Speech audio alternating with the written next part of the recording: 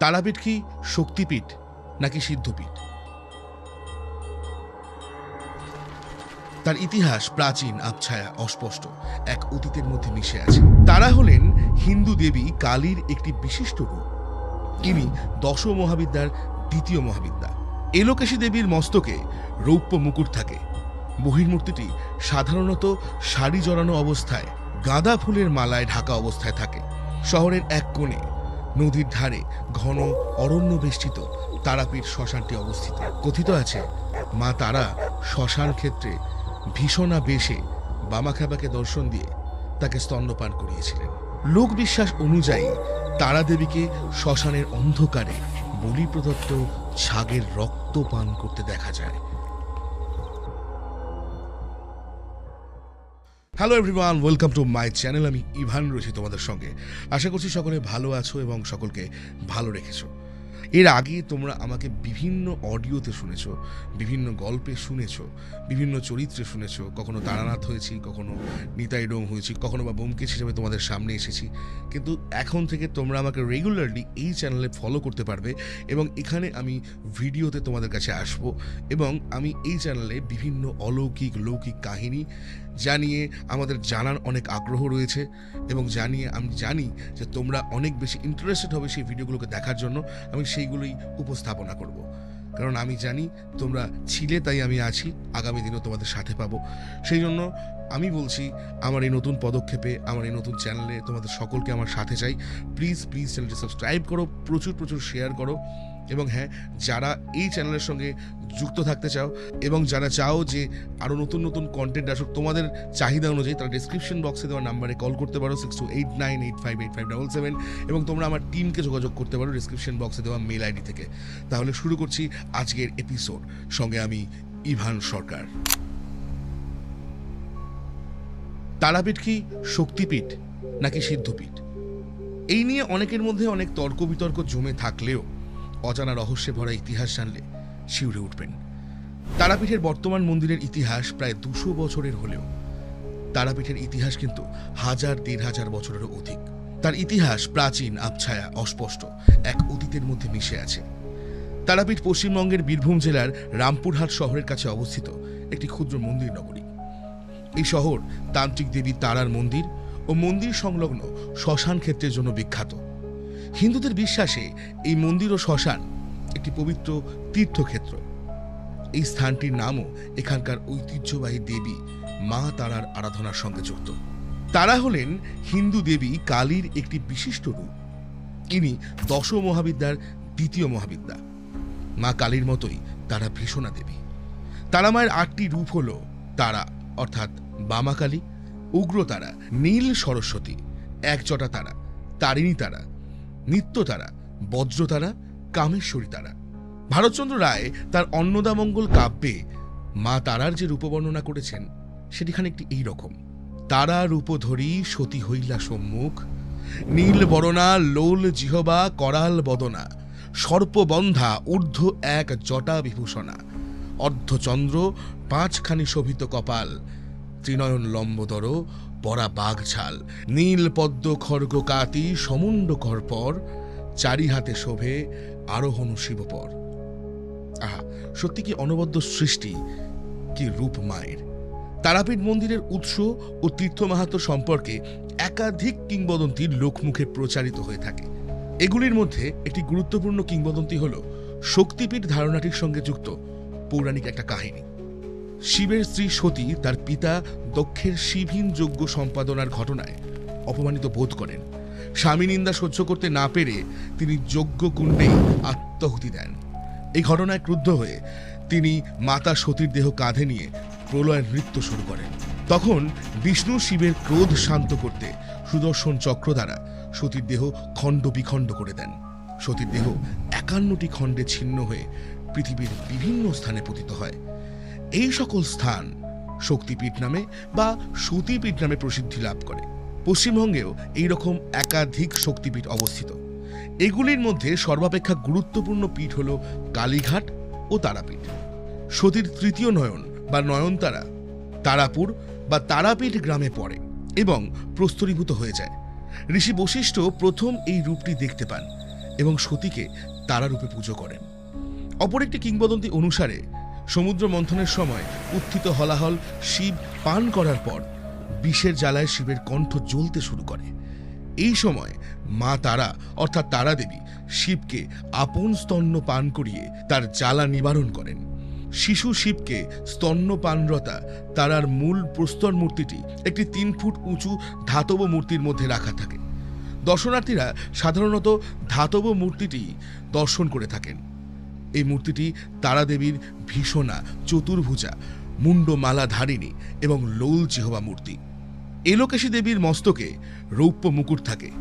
বহির্মূর্তিটি সাধারণত শাড়ি জড়ানো অবস্থায় গাঁদা ফুলের মালায় ঢাকা অবস্থায় থাকে। মূর্তির মাথার উপরে থাকে একটি বিশেষ রূপোর ছাতা। মূর্তিটির কপালে সিঁদুর লেপা থাকে। পুরোহিতেরা সেই সিঁদুরের টিকা পরিয়ে দেন দর্শনার্থীদের, মায়ের ভক্তদের। প্রতিকৃতি বিগ্রহের নিচে গোলাকার বেদিতে 2টি রূপোর পাদপদ্ম থাকে। ভক্তরা নারকেল, কলা বা রেশমি শাড়ি দিয়ে মায়ের পুজো দেন। তারাদেবীর মূল মূর্তিটিকে তারার কোমল রূপের একটি নাটকীয় হিন্দু প্রতিমা বলে অভিহিত করা হয়েছে। স্থানীয় কিংবদন্তি অনুসারে বশিষ্ঠ তারাপীঠ নামে প্রসিদ্ধ এই তীর্থে দেবী সতীর পুজো শুরু করেন। পীঠস্থানগুলির মধ্যে তারাপীঠ একটি সিদ্ধপীঠ, অর্থাৎ এখানে সাধনা করলে সাধক জ্ঞান, আনন্দ ও সিদ্ধি বা অলৌকিক ক্ষমতা প্রাপ্ত হন। লোকমুখে প্রচারিত অপর একটি কিংবদন্তি অনুসারে বশিষ্ঠ এখানে তারাদেবীর তপস্যা করেছিলেন, কিন্তু তিনি অসফল হন। তখন তিনি তিব্বতে গিয়ে বিষ্ণুর অবতার বুদ্ধের সঙ্গে সাক্ষাৎ করেন। বুদ্ধ তাকে বাম মার্গে মদ্য মাংসাদি পঞ্চমাকার সহ তারাদেবীর পুজো করতে বলেন। এই সময় বুদ্ধ ধ্যান যোগে জানতে পারেন মন্দিরে তারামূর্তি প্রতিষ্ঠা করে পুজো করার আদর্শ স্থান হল তারাপীঠ। বুদ্ধের উপদেশক্রমে বশিষ্ঠ তারাপীঠে এসে 3 লক্ষ বার তারা মন্ত্র জপ করেন। তারাদেবী প্রীত হয়ে বশিষ্ঠের সম্মুখে উপস্থিত হন। মুনি বশিষ্ঠ দেবীকে অনুরোধ করেন যে বুদ্ধ যে শিশু শিবকে স্তন্যপানরতা তারাদেবীকে দেখেছিলেন, দেবী যেন সেই রূপেই তার দর্শন দেন। দেবী সেই রূপেই মুনি বশিষ্ঠকে দর্শন দেন এবং এই রূপটি প্রস্তরীভূত হয়েছে। বৌদ্ধ মতে 7ম শতাব্দীতে গৌড়ের শাসক শশাঙ্কের বিরুদ্ধে হর্ষবর্ধন ও কামরূপরাজ ভাস্কর বর্মন সামরিক অভিযানের সময় তিব্বত সম্রাট আসাম, নেপাল ও বিহারের কিছু অংশ পর্যন্ত রাজ্য বিস্তার করে নেয়। এর ফলে তন্ত্রমন্ত্রে পরিপূর্ণ তিব্বতী বৌদ্ধ ধর্মের সঙ্গে গৌড় বাংলার সংস্কৃতির সংঘাত ঘটে এবং বাংলায় তান্ত্রিক আচার অনুষ্ঠান বৃদ্ধি পায়। এই সময় রসায়নাচার্য নাগার্জুন তিব্বত থেকে বৌদ্ধ দেবী তারার সাধন পদ্ধতি ভারতে নিয়ে আসেন বলে মনে করা হয়। বিনয় ঘোষের মতে পাল যুগে বৌদ্ধ ধর্মের বিকাশের সাথে বাংলায় বৌদ্ধ দেবী তারার সাধনা ধীরে ধীরে বৃদ্ধি পায় এবং পরবর্তীকালে হিন্দু ধর্মের উত্থানে বৌদ্ধ দেবী হিন্দু দেবীতে পরিণত হন এবং রসায়নাচার্য নাগার্জুন লোককথায় বশিষ্ঠ মুনিতে পরিণত হন। তারাপীঠের বর্তমান মন্দির মল্লারপুরের জমিদার স্থাপন করলেও গল্পের শুরু হয় জয়দত্ত সাগরের কথা থেকে। আজও মুখে মুখে চলে আসছে তার কাহিনী। আজ থেকে প্রায় 800 বছর আগের ঘটনা। তিনি ছিলেন বীরভূমের রত্নগড়ের নিবাসী। একবার তিনি বাণিজ্যে প্রভূত সম্পদ অর্থ লাভ করে বাড়ি ফিরছিলেন। চলার পথে অসুস্থতায় মৃত্যু হলো তার প্রাণাধিক প্রিয় পুত্রের। বাড়ি ফিরেই ছেলের অন্ত্যেষ্টি করবেন স্থির করে তিনি মাঝিদের বললেন পুত্রের দেহটাকে ভালো করে ঘি মাখিয়ে রাখতে, তাতে পচন যাতে না ধরে সেই জন্য। এদিকে সন্ধ্যা নেমে আসছে, রাত্রিটা তাই পথেই বিশ্রাম নিতে হবে। চলতে চলতে থামলেন এক বিশাল জঙ্গলের পাশে। স্থানটির নাম চণ্ডীপুর। রাতে ঘুম নেই জয়দত্তের। মৃত ছেলের দেহ আঁকড়ে রাত জাগছেন তিনি। বুকের মধ্যে এক হাহাকার। সেই সময় তারামা এক কুমারী মেয়ের বেশ ধরে নৌকোর কাছে এসে দাঁড়ালেন। তার কালো রূপে যেন আলোক বিচ্ছুরণ হচ্ছে। রাত্রির আকাশ জুড়ে এক অপূর্ব জ্যোতি। অপূর্ব সুন্দরী সেই মেয়েটি জয়দত্তকে জিজ্ঞাসা করলেন, ও বাছা, এত নৌকো ভরে কি নিয়ে চলেছ গো? পুত্র শোকে জয়দত্তের মন ভারাক্রান্ত ছিল, তাই তিনি রাগত স্বরে মেয়েটিকে বললেন, ছাই আছে। সেই কথা শুনে মেয়েটি আচ্ছা বলে চলে গেলেন।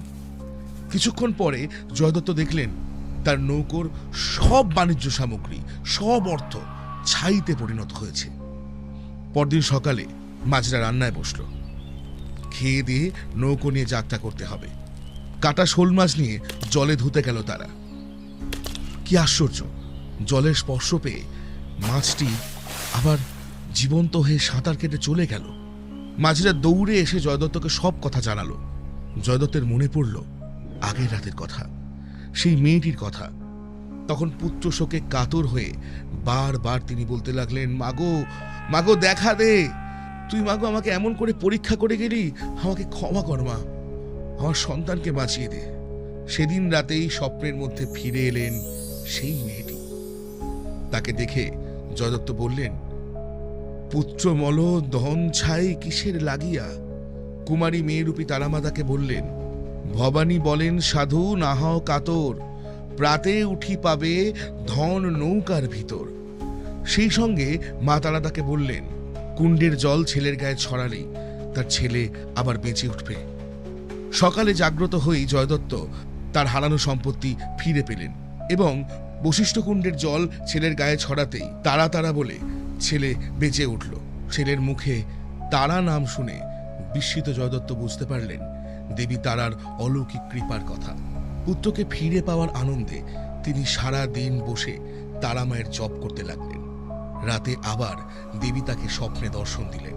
তাকে আদেশ দিয়ে বললেন, এই জঙ্গলের মধ্যে একটি শ্বেত শিমুল গাছের নিচে একটি শিলা বিগ্রহ রয়েছে। সেই বিগ্রহ একটা মন্দিরে প্রতিষ্ঠা করে তার পুজোর ব্যবস্থা করতে। আর তিনি বললেন তিনি হলেন উগ্র তারা। জঙ্গলের মধ্যে শ্মশানে তার বাস।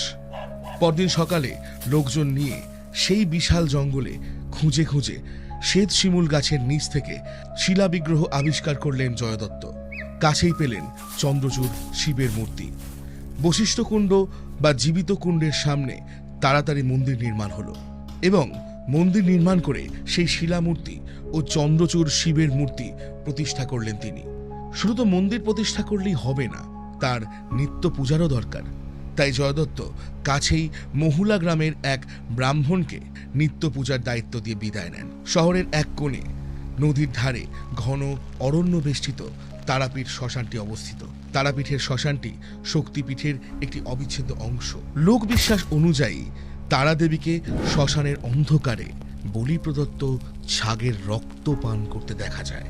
তন্ত্র সাধকরা বিশ্বাস করেন নরকঙ্কাল ও শ্মশান ক্ষেত্র তারা দেবীর বিশেষ প্রিয়। দেবীর যে সকল চিত্র আঁকা হয়ে থাকে তাতে তাকে এক শ্মশান ক্ষেত্র নিবাসিনী রূপেই দেখানো হয়। এই কারণে তন্ত্র সাধকরা শ্মশান ক্ষেত্রকেই তাদের সাধনা স্থল হিসাবে বেছে নেন। অনেক সাধুই পাকাপাকিভাবে এখানে বসবাস করেন। শ্মশানে অনেক জটাধারী ভস্মমাখা সাধু দেখা যায়। তারা বটবৃক্ষের তলায় নিজেদের কুটির সৃজন করে বাস করেন। এইসব কুটিরের মাটির দেওয়ালে তারা সিঁদুর মাখানো নরকপাল প্রথিত করে রাখেন। কুটিরের দেওয়ালে শোভা পায় গাঁদার মালায় শোভিত হিন্দু দেবী ও তারাপীঠের সন্তদের ছবি। কুটিরের প্রবেশপথের কাছে অনেক সময় মাল্যভূষিত ত্রিশূল ও নরকপাল রেখে দেওয়া হয়। তন্ত্র সাধনায় মানুষ ছাড়াও ছাগ, বেজি, শেয়াল, হনুমান ও চণ্ডালের করটি প্রয়োজন হয়। এগুলোর পাশাপাশি সাপের খোলসও কুটিরে রাখা থাকে। কুমারী মেয়ে ও আত্মহত্যাকারী ব্যক্তিদের মাথার খুলির অলৌকিক ক্ষমতা বিশ্বাস করা হয় এই শ্মশানে। আমরা তারাপীঠের ইতিহাস, তারাপীঠের মাহাত্ম্য নিয়ে কথা বলতে গেলে যে ব্যক্তির কথা সবার আগে উঠে আসে এবং তারাপীঠের সর্বাধিক প্রসিদ্ধ সাধক হলেন বামাখ্যাপা। মন্দিরের নিকটেই তার আশ্রম ছিল। বামাখ্যাপা ছিলেন তারা দেবীর একনিষ্ঠ ভক্ত। তিনি মন্দিরে পুজো করতেন এবং শ্মশানে সাধনা করতেন। তিনি তারাপীঠের নিকটবর্তী মল্ল রাজাদের মন্দিরময় গ্রাম মালুটিতে সাধনা করতেন। তিনি ছিলেন 19 শতকের অপর প্রসিদ্ধ কালীভক্ত রামকৃষ্ণ পরমহংসদেবের সমসাময়িক। অল্প বয়সেই তিনি গৃহত্যাগ করেন ও কৈলাসপতি বাবার সান্নিধ্যে তন্ত্র সাধনা শুরু করেন। পরে তিনি সমগ্র তারাপীঠের প্রধান ধর্মীয় ব্যক্তিত্ব হয়ে উঠেছিলেন। ভক্তেরা তার কাছে আশীর্বাদ বা আরোগ্য প্রার্থনা করতে আসত। কেউ কেউ আবার শুধুই তাকে দর্শন করতে আসতেন। তিনি মন্দিরের নিয়ম মানতেন না। একবার একটি ঘটনা ঘটে। মন্দিরে নৈবেদ্য নিবেদনের আগেই তিনি খাবার ভক্ষণ করে ফেলেন এবং তার ফলে পুরোহিতদের রোষ দৃষ্টিতে পড়েছিলেন তিনি। শোনা যায় এরপর তারা দেবী নাটোরের মহারানীকে স্বপ্নে দেখা দিয়ে দেবীর পুত্র বামাখ্যাপাকে প্রথমে ভোজন করতে আদেশ দেন। এরপর থেকেই দেবীর নৈবেদ্য নিবেদনের পূর্বে বামাখ্যাপাকে ভোজন করানো হতো এবং কেউ তাকে বাধা দিত না। যাই হোক, আজকের এই ভিডিওতে আমরা মা তারার এক অপূর্ব মহিমা, তার তারাপীঠের ইতিহাস সম্বন্ধে আলোচনা করলাম। আশা করলাম ভিডিওটি আপনাদের ভালো লেগেছে। অবশ্যই কমেন্টে জানাবেন ভিডিওটি কেমন লাগলো, আর এরকম কোন কোন বিষয়ের ওপর আপনারা জানতে চান বা এরকম কোন কোন অজানা তথ্য আপনারা শুনতে চান আমাকে অবশ্যই কমেন্ট করে জানাবেন, কিংবা আপনারা ফোন করতে পারেন ডিসক্রিপশন বক্সে দেওয়া নাম্বারে, যেটা হলো 6289858577, এবং আমাদের ডিসক্রিপশন বক্সে দেওয়া মেইল আইডিতে যোগাযোগ করে আপনারাও পাঠাতে পারেন আপনাদের গ্রাম বা শহরতলির কোনো মন্দিরের অলৌকিক কাহিনী। আমি আবারও বলি, তারাপীঠ শক্তিপীঠ, সিদ্ধপীঠ না সতীপীঠ, এইসব তর্ক বিতর্ক থাক, শুধু আমরা জানি মা আছেন তাই আমরা আছি। মা আমাদের স্নেহে, শাসনে, মমতায় ভালো রেখেছেন তাই আমরা বাঁচি। এই ভয়ঙ্কর পৃথিবীতে, এই মানবিকতার অন্ধকার যুগে আমার এটাই মনে হয়, মা সর্বত্র বিরাজমান। তিনি আমাদের সকলকে ভালো রাখছেন এবং তিনি ভালো রাখছেন বলেই আমরা ভালো থাকছি। তাই আমি বলছি, সকলে ভালো থাকবেন, সকলকে ভালো রাখবেন, আর অবশ্যই চ্যানেলটিকে সাবস্ক্রাইব করবেন। আমি ইভান সরকার এতক্ষণ ছিলাম আপনাদের সঙ্গে। আজ চলি, দেখা হবে আরেকটি পর্বে নতুন কোনো ঘটনা নিয়ে।